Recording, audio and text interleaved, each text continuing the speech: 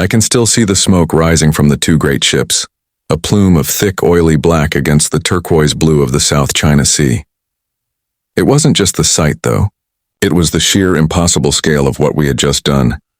A seismic shockwave that traveled from the water to the very bone in my hand, gripping the yoke. The Prince of Wales and the Repulse, the absolute symbols of British naval dominance, sinking beneath the waves in less than 3 hours, taken down by a force that wasn't a rival fleet, but a handful of land-based bombers. My bomber.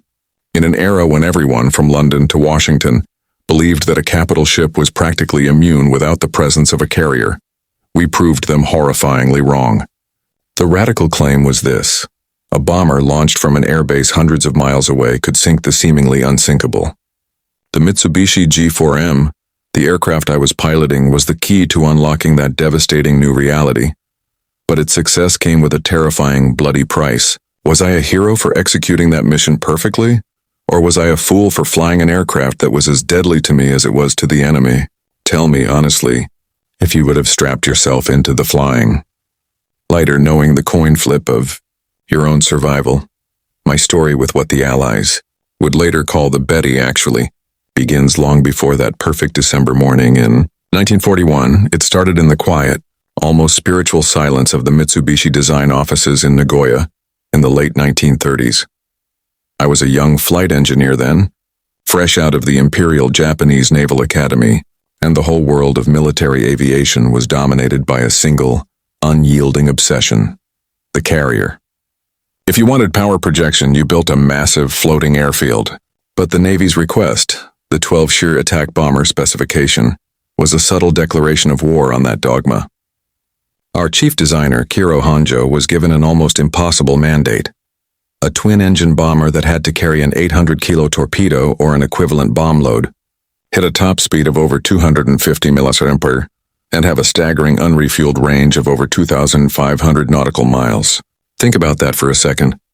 That range requirement alone was so extreme it was nearly double what most contemporary bombers, even large four-engine ones, could manage.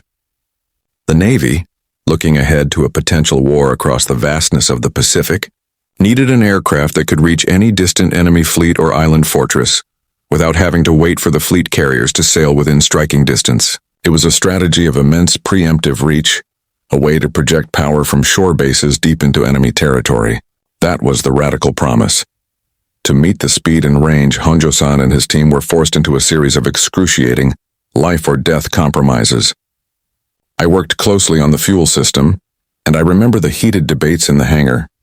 The Americans and British had developed something brilliant: the self-sealing fuel tank, a rubber-lined cell that swelled up when hit by a bullet, preventing a catastrophic leak and fire. It was heavy, though, and every pound of weight was a mile of range we lost. Honjo-san made the call, a choice that would haunt my life and the lives of every Betty crewman. No self-sealing fuel tanks and no armor plating around the crew compartment or vital engines. I remember standing there looking at the massive wing structure where the fuel was to be stored, and a cold dread settling in my gut. It was a giant open tank running through the wing, a perfect unarmored target. We saved thousands of pounds, yes, achieving that phenomenal range and speed by sacrificing everything to lightness. The pilots and gunners would be shielded by nothing but the aluminum skin of the fuselage. It was a beautiful, sleek, cigar-shaped airplane, almost like an airliner, that became known internally as the Hamaki, the cigar, but to me it felt like strapping into a highly polished two-engine bomb. I voiced my concerns to my superior, Lieutenant Commander Ozaki, pointing out the obvious vulnerability, but he just smiled, that tight, naval service smile. "Engineer," he said, "range is protection. If we can strike targets they believe are untouchable, we win before the dogfight even begins. Our pilots will simply never be intercepted." A foolish dream, as history would brutally prove. The very first prototype, the G4M-1, flew in October 1939, and it was immediately, breathtakingly clear that Honjo-san's design had worked. The aircraft was fast, reaching its top speed easily, and the range trials were simply unprecedented. My initial fear gave way to a kind of professional awe. This aircraft was truly a technological marvel for its time. It could carry its 1,000-kilo payload or a massive torpedo for thousands of miles, striking targets that other nations could only reach with 4 engines and massive crews. It officially entered service in 1941, just months before the Pacific War exploded. I was assigned to a technical and tactical review unit, flying the aircraft across the Pacific, testing its capabilities from bases across Formosa, the Philippines, and mainland China. I wasn't an operational bomber pilot, but an engineer pilot, tasked with documenting the plane's performance in combat-adjacent environments. I witnessed its first combat over China, and the reports were triumphant. No one could catch it. The massive range allowed the units to circumvent enemy fighter patrols and attack well-defended inland targets, appearing and disappearing like a ghost. This was the era of the Betty's glory. Then came December 10, 1941. I was stationed at a base in Indochina, though not flying the mission, but watching the crews take off in the pre-dawn darkness. The mission. Force Z. The British had dispatched a powerful battle group, the new battleship Prince of Wales, the battle cruiser Repulse, and 4 destroyers, to deter Japanese expansion. This was the ultimate challenge, a direct, undeniable confrontation with the conventional wisdom of naval warfare. The Japanese Imperial Navy didn't have a carrier group close enough, but we had our Bettys flying from distant land bases. We launched nearly 90 land-based aircraft, a mix of G4M Nels and our G4M Bettys. When the first radio reports came back, they were almost unbelievable. Torpedo runs at mast height, weaving through anti-aircraft fire followed by high-level bombing. The reports were fragmented, frantic, but the final incredible message was clear. Mission success. 2 capital ships sunk. It was a victory of staggering revolutionary proportions. For the first time in history, while at sea, an entire fleet was wiped out solely by land-based air power. The age of the battleship was over, and the era of the long-range land-based bomber was born, all because of the radical design of the G4M. I felt a surge of pride that day, a powerful justification for every compromise, for every risk we had taken. We had changed warfare. But the Pacific is a harsh and unforgiving teacher, and the Betty's radical advantage was soon matched by its fatal flaw. The following months brought rapid expansion, and our long-legged bomber was crucial, but it also brought us into direct and repeated confrontation with an enemy that was learning fast and whose pilots were becoming increasingly aggressive.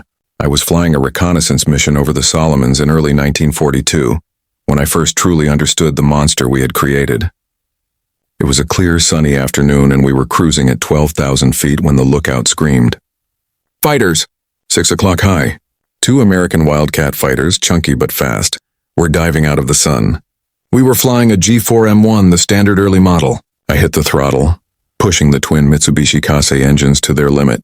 The plane was fast, but the Wildcats were faster in the dive. The first burst of fire hit us in the tail, tearing into the 20mm cannon position. Then the second fighter targeted the main fuselage. We had 4 7.7mm machine guns and that single 20mm cannon, but the American planes were coming in too fast, too coordinated.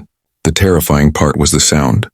Not the roar of the engines or the bark of our own guns, but the pop, pop, pop of the American .50 caliber machine guns hitting our wing.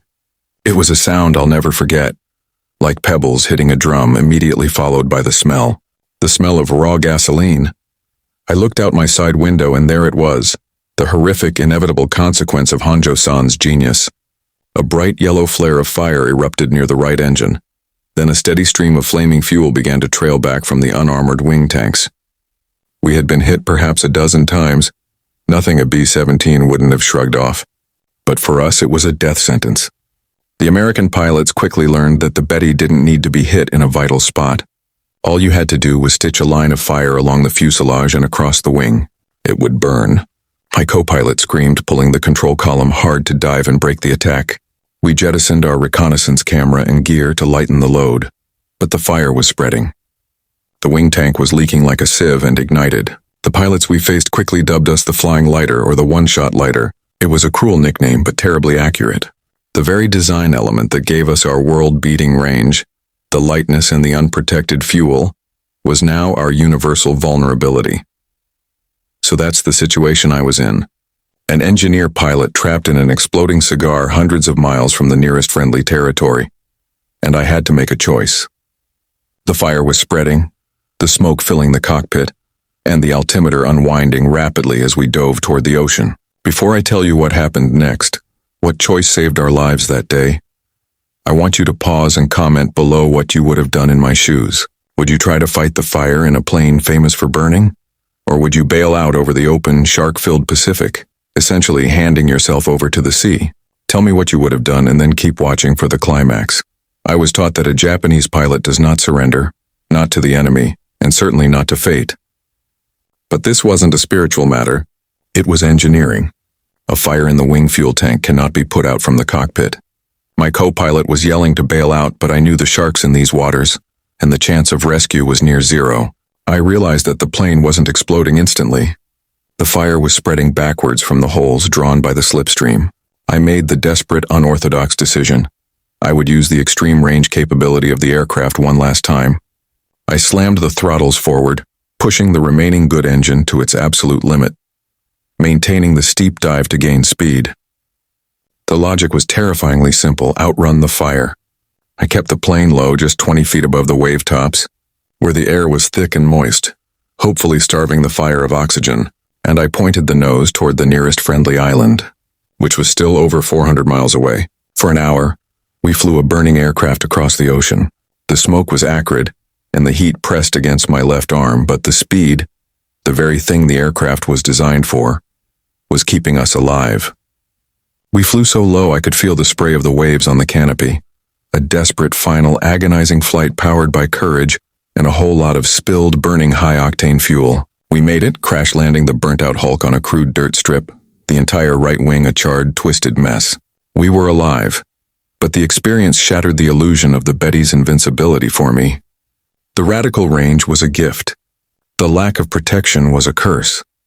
The aftermath of that flight and countless others like it throughout 1942 and 1943 was a period of grim reevaluation. The Allies had learned our secret: hit the wing and she burns. Our proud Hamaki became their scornful Betty, the flying lighter. We were still crucial. No other plane could reach as far, and the Betty was pressed into every conceivable role: torpedo bomber, level bomber, and eventually long-range reconnaissance, which is what led to the most devastating loss of all. In April 1943, I was tasked with planning the route for a special transport mission. The passenger was Admiral Isoroku Yamamoto, the architect of Pearl Harbor, the man who knew our strategy better than anyone. He was flying from Rabaul to a forward base in the Solomons to boost morale. I looked at the flight plan, the known vulnerability of the route, and I argued for a change: for maximum fighter escort, for a flight path over open water where interceptors would be less likely. But the Admiral's schedule was rigid. He would fly 2 G4M transports surrounded by 0 fighters. The Americans, using intercepted intelligence, planned the longest, most daring fighter interception mission of the war, flying P-38 Lightnings over 600 miles to find him. I was back at base when the report came in. Interception successful. The P-38s found them, and Yamamoto's G4M, the aircraft whose radical design I had helped test and champion, went down in the jungle of Bougainville. The long-range hero of the Pacific had been killed in the plane's most famous and fatal weakness. I felt personally responsible, believing my insistence should have been stronger, that I should have done more to protect the man who was flying in what I knew to be a flying coffin. In the final years of the war, the Betty continued to serve, a grim testament to its indispensable range, but it was changed. Later variants, the G4M2 and G4M3, finally incorporated armor plating for the crew and, yes, self-sealing fuel tanks. The engineers had been forced to give up the radical lightness and some of the phenomenal range, but they gained something priceless: survivability. The irony was devastating. The original radical premise that range was protection had been proven false by the merciless attrition of air combat. The plane that revolutionized naval warfare by sinking battleships was now weighed down by the necessity of its own survival, flying alongside fighters that still often outclassed it. And its final, most tragic role was as the mothership for the Oka suicide rocket bomb, carrying a manned missile on its belly, a weapon of last resort that turned the Betty into a simple transport for a one-way trip, a role where its great range was once again tragically useful. My final operational flight in a G4M was in 1945. It was a transport mission, carrying supplies to an isolated garrison. We were flying a G4M3, the final variant, heavier, slower, but armored. As I landed the plane, I looked at the patched-up wings, the heavy plates around my seat, and I felt a profound sense of closure. The radical machine that had shocked the world in 1941 had finally, belatedly, admitted its original sin. The Betty's real genius was not in its incredible speed and range alone, but in forcing the entire world of military aviation to rethink what was possible from a land-based aircraft. It showed that a twin-engine bomber without a carrier could destroy the most powerful ships on Earth. It was a revolutionary weapon that changed the strategic map forever, even as it consumed the men who flew it. It was a brilliant, terrifying aircraft that taught us a hard truth. No matter how radical your design, if you ignore the need for defense, your innovation will become your greatest vulnerability. I survived the war, but every Betty pilot carried the shadow of that perfect, terrible design choice. I still hear the pop, pop, pop of the American guns and smell the gasoline.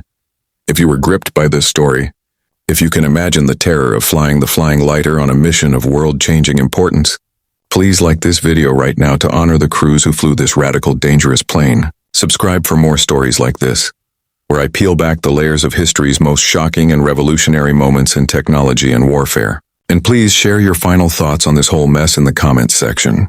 Do you think the range was worth the risk? I'll see you all in the next story.